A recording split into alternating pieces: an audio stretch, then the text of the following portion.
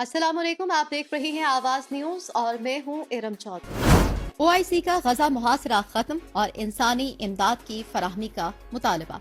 Saudi अरब के शहर रियाज में ओआईसी और अरब लीग के मुश्तरका हंगामी इजलास का एलामिया जारी कर दिया गया। इजलास के एलामिया के मुताबिक ओआईसी और अरब लीग ने गजा का मुहासरा खत्म और इंसानी इमदाद की फराहमी का मुतालबा करने के साथ साथ इसराइल को हथियारों की बरामदाद रोकने का मुतालबा भी किया। एलामिया में कहा गया कि गजा में इसराइली काबज हुकूमत की जहारियत, जंगी जराइम, गैर इंसानी कत्लेआम की शदीद मजम्मत करते हैं और इसराइल के हक दफा को गजा में जंग का जवाब बनाना मुस्तरद करते हैं। निगरान वज़ीर आज़म के बयान के हवाले से आपको बताएंगे। उनका कहना है कि गजा में इसराइली बर्बरियत की मिसाल नहीं मिलती।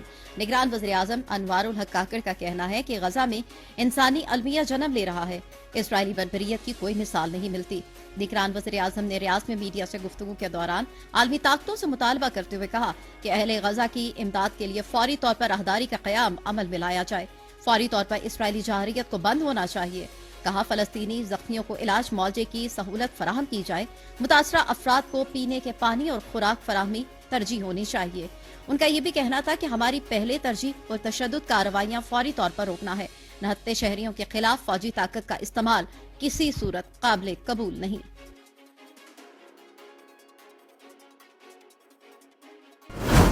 ओआईसी इजलास में इस्लामी रहनुमाओं के तासुरात। सऊदी वली-ए-अहद मोहम्मद बिन सलमान ने मुतालबा किया कि गजा का मुहासरा खत्म किया जाए और इमदाद की रसाई दी जाए कि गासिब कुव्वत फलस्तीनियों के खिलाफ जराइम की जिम्मेदार है। हम यरगमालियों की रिहाई का मुतालबा करते हैं। तुर्क सदर रजब तैयब उर्दवान ने कहा कि गजा पर इसराइली बमबारी पर दुनिया की खामोशी शर्मनाक है। इसराइल के गजा पर हालिया जुल्म और तशद्दुद की तारीख में मिसाल नहीं मिलती। गजा में बच्चों की बिखरी लाशें देखकर दिल खून के आंसू रोता है। गजा में जंगबंदी की नाकामी का जिम्मेदार अमरीका है। फलस्तीनी सदर ने कहा कि गजा की सूरत हाल पर मुश्तरका इस्लामी इजलास बुलाने पर मोहम्मद बिन सलमान के शुक्रगुजार हैं। ईरानी सदर इब्राहिम रईसी ने गजा के अवाम को उम्मत मुस्लिमा का हीरो करार देते हुए कहा कि सहयोनी एजेंडे के तहत फलस्तीनियों की नस्ल कुशी की जा रही है। कहा कि इसराइल ने गजा को दुनिया की सबसे बड़ी जेल बना रखा है। आलमी बरादरी जवाब दे, गजा के मासूम बच्चों और खवातीन का क्या कसूर है। इजाजत न मिलने पर पीटीआई ने जलसा मंसूख कर दिया। पाकिस्तान तहरीके इंसाफ ने इजाजत न मिलने पर कराची में होने वाला अपना 12 नवंबर का जलसा मंसूख करने का ऐलान कर दिया। पीटीआई के तर्जुमान के मुताबिक इजाजत न मिलने और कारकुनान की गिरफ्तारी पर जलसा मंसूख किया गया। कहा कि हमें निगरान हुकूमत और इलेक्शन कमीशन की गैर जानिबदारी के बारे में गहरी तशवीश है। एलामिये में कहा गया कि जलसे के इनेकाद के सिलसिले में अदालत में पीटीआई की दरख्वास्त दायर है। पीटीआई अदालती हुक्म पर जल्द कराची में जलसे की नई तारीख का ऐलान करेगी। नए निगरान वज़ीर आला खैबर पख्तूनख्वा के हवाले से आपको बताएंगे। जस्टिस रिटायर्ड अरशद हुसैन निगरान वज़ीर आला खैबर पख्तूनख्वा मुकर्रर हुक्मनामा जारी। गवर्नर खैबर पख्तूनख्वा गुलाम अली खान ने निगरान वज़ीर आला की तकर्रुरी का हुक्मनामा जारी कर दिया। Justice retired Arshad Hussain article 224 के तहत निगरान वज़ीर आला मुकर्रर हो गए। निगरान वज़ीर आला केपी के इंतकाल के बाद सूबे में आईनी बहरान पैदा हो गया था। हुक्मनामे में मजीद कहा गया कि आजम खान के इंतकाल के बायस निगरान वज़ीर आला का तकर्रुर जरूरी है। याद रहे कि निगरान वज़ीर आला आजम खान 11 नवंबर को दिल का दौरा पड़ने से इंतकाल कर गए थे।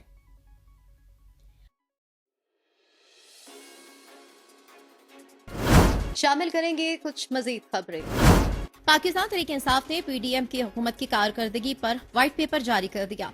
तर्जुमान पीटीआई ने बताया कि पीडीएम ने 16 माह में अच्छी भली चलती मईशत को तबाही के दहाने पर ला खड़ा किया।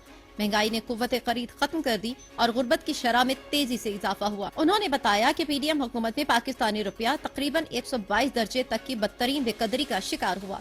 कहा कि पीडीएम ने 16 माह में बैरूनी कर्ज में तकरीबन 20 खरब रुपए का इजाफा किया।